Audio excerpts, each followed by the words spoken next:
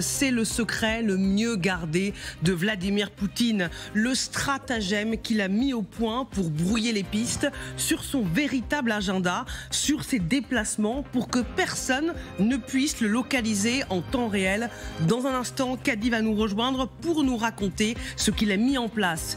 Des bureaux identiques, des bureaux clonés. Il y a aussi un brouillage évidemment de tous les radars pour qu'on ne puisse pas savoir où il est à tel moment. Donc, vous voyez, à Sotchi, à Valdai, ça montre aussi évidemment la peur de Poutine et c'est ça qui nous intéresse. Adina Revol nous a rejoint. Bonjour. Bonjour. Essayiste, professeur affilié à Sciences Po, auteur de Rompre avec la Russie, le réveil énergétique européen. Grégory Phillips, rédacteur en chef international sur LCI, est toujours avec nous. Le général François Chauvency, consultant géopolitique pour LCI, et Bertrand Galichet, grand reporter spécialiste des relations internationales. Donc avant de vous parler précisément de l'histoire de ces bureaux clonés, de ces bureaux identiques, Adina Revol, pourquoi Vladimir Poutine veut à ce point être introuvable? Qui ou quoi redoute-t-il? Mais comme tout Que redoute-t-il en français? Comme tout autocrate, Vladimir Poutine a peur. Donc il est dans un régime de peur et tout ce qui lui importe, c'est sa survie. Donc il sait très bien qu'il est une potentielle cible, y compris pour les Ukrainiens, qui sont très inventifs. Donc Vladimir Poutine, il agit en tant qu'ancien espion, donc il met en place des stratagèmes très précises pour continuer à exister dans une Russie qui est devenue un régime autocrate. Bertrand Galichet.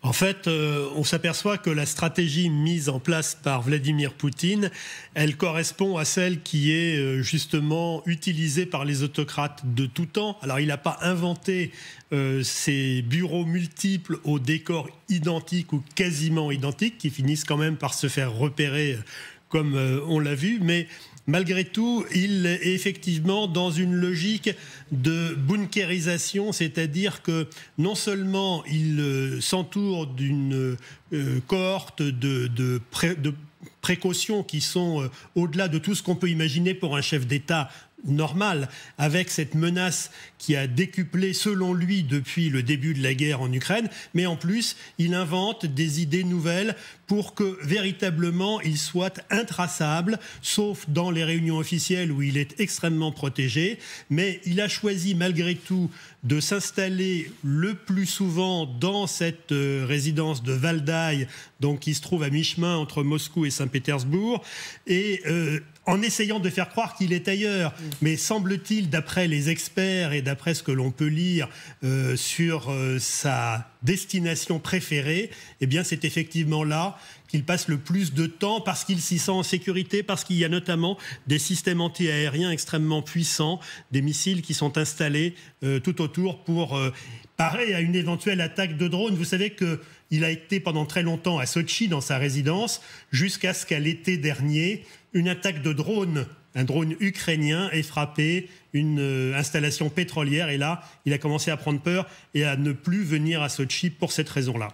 Grégory Phillips, est-ce que c'est de la paranoïa ou de l'extrême prudence? Parce qu'on a beaucoup parlé depuis la guerre en Ukraine des menaces qui pèsent sur Zelensky, et il a échappé à beaucoup de tentatives d'attentats, mais il y en a aussi sur Vladimir Poutine. Non, le caractère paranoïaque de Poutine a, je crois, été démontré au fil des années par des témoignages d'anciens membres du Kremlin qui ont raconté effectivement... En fait, l'histoire des bureaux clonés, elle n'est pas tout à fait neuve. On avait déjà un peu cette idée-là, mais elle a été confirmée par l'enquête que Kadi va nous dévoiler dans quelques instants. Donc, il y a les bureaux clonés, il y a les déplacements dans un train blindé, il y a un rapport à la nourriture avec cette peur d'être empoisonné. Et ça, vous disiez que cette paranoïa était assez commune à tous les autocrates. Toute petite parenthèse, Trump a la même phobie sur la nourriture. On raconte qu'à la Maison-Blanche, il se fait livrer des hamburgers qu'un membre du Secret Service va chercher dans tel ou tel restaurant de Washington sans prévenir à l'avance pour être sûr que ce soit des hamburgers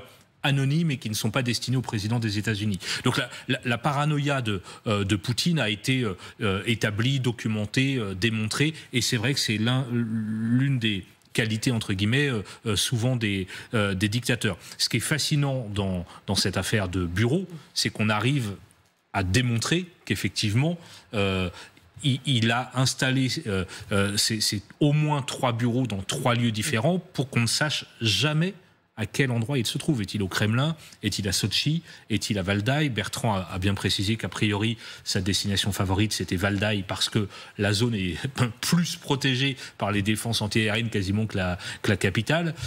Et l'enquête a réussi à démontrer l'existence de ces différents bureaux grâce à des micro-détails qui se nichent dans les images que vous voyez en ce moment. Eh bien, Kadi nous a rejoint et s'installe.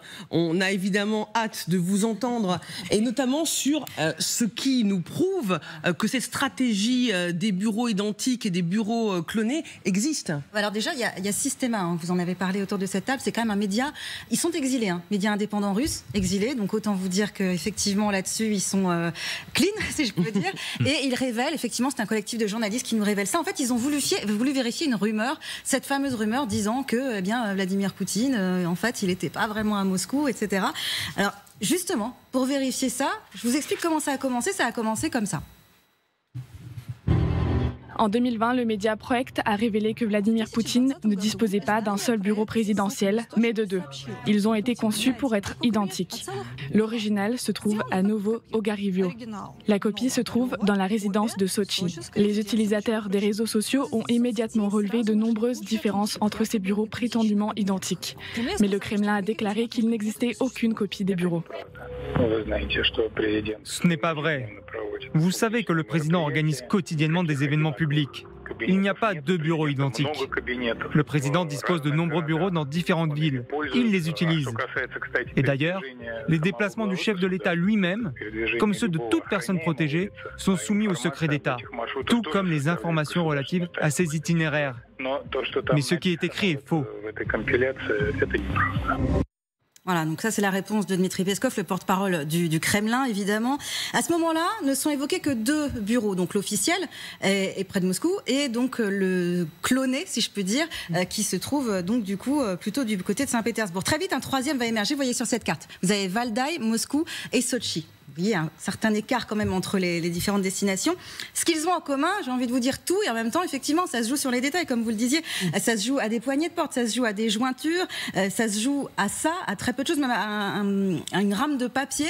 Et tout ça, effectivement, est décrit dans cet article. Alors que ce soit en visioconférence ou en apparition publique, vous voyez ici les différences infimes dont on vous parlait. C'est la hauteur des carrelage, j'ai envie de vous dire. Ça se joue même le grain de bois aussi. Exactement. Donc il y a quand même, si on veut jouer au jeu des 7 erreurs, oui. Effectivement, là c'est parfait.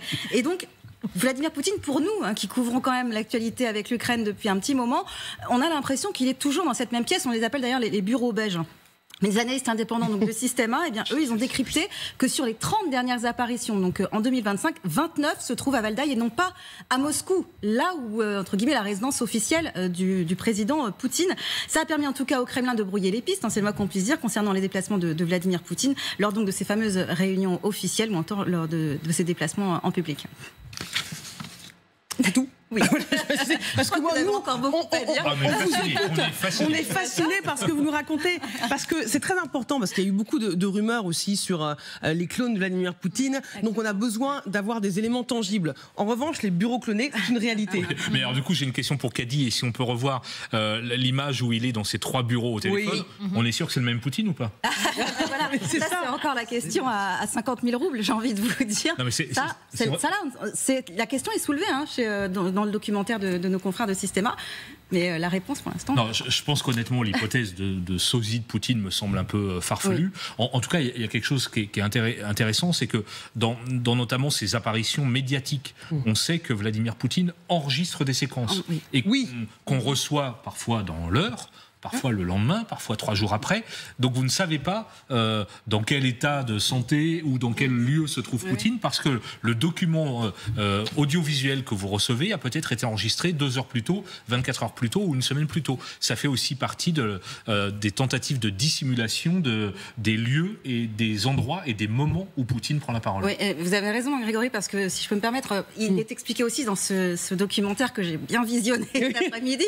Ça se joue à des cravates, par exemple, il y a ce journaliste qu'adore Vladimir Poutine, hein, qui relaye souvent les reportages au niveau du Kremlin, qui effectivement a été un peu pris au piège de cette mise en scène où on le voit ouvrir une porte et en fait on voit Vladimir Poutine dans la pièce qui est censée être la pièce voilà, où il y a cette porte en commun, sauf qu'en fait ça n'est pas du tout le même endroit, c'est-à-dire qu'il ouvre une porte à Moscou, Vladimir Poutine me dit bonjour, sauf qu'il est à Valais. Voilà, c'est vrai, c'est ça la mise en scène. C'est exactement cette séquence, bravo, c'est exactement ça. Et on voit en plus que le journaliste a une cravate qui n'est pas la même que quand il pousse la porte et quand il arrive avec Vladimir Poutine, il a une cravate avec des motifs complètement différents. Donc c'est assez étonnant de voir en fait à quel point ils ont le souci du détail, mais pas tellement en fait, parce que c'est quand même pas grand-chose de se dire qu'on garde la même cravate. Dans tous les meilleurs films, il y a toujours quelqu'un qui s'occupe de ça. Il y a une script qui s'occupe des raccords, c'est vrai. Oui, mais il peut y avoir aussi des ratés dans les films.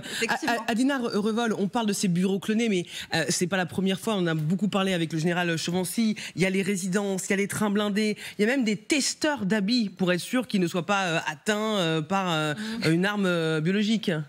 Parce que justement, c'est lui qui utilise ces types d'armes. Enfin, c'est lui qui empoisonne ses opposants. Donc, du coup, il a peur justement de subir éventuellement le même type de traitement.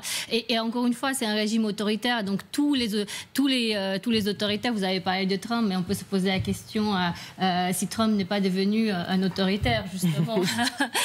Et donc, si vous regardez l'histoire de l'URSS, c'est pas le seul qui a mis en place de tels stratagèmes, et c'est quelque chose qui est encore une fois très commun au KGB en fait, aux techniques du KGB. Général Chauvency. Bon, moi, très honnêtement, ça ne me choque pas. Ils prennent des mesures de précaution. Alors, on peut appeler ça paranoïa. Moi, je dirais ça, c'est l'instinct de survie. C'est un lien, quand même, de toute façon. Que n'oublions pas, quand même, qu'il est en situation de guerre. Oui. D'abord, il y a une opposition interne qui existe, plus ou moins forte. On ne sait pas trop, mais il y a quand même des opposants. Il pourrait utiliser la manière violente, qui ne s'est pas prouvé à date aujourd'hui. Il peut aussi avoir un entourage qui lui veut du mal. On a parlé des soviétiques. Quand même, le passé a montré qu'en interne, il pouvait y avoir des éliminations. D'ailleurs, je me souviens parfaitement qu'il y a 3 ans, on ne cessait de dire que son entourage allait un jour l'éliminer. On l'a dit je ne sais pas combien de fois sur ce plateau. Voilà. Et puis maintenant, n'oublions pas quand même que les Ukrainiens utilisent l'élimination physique des Russes.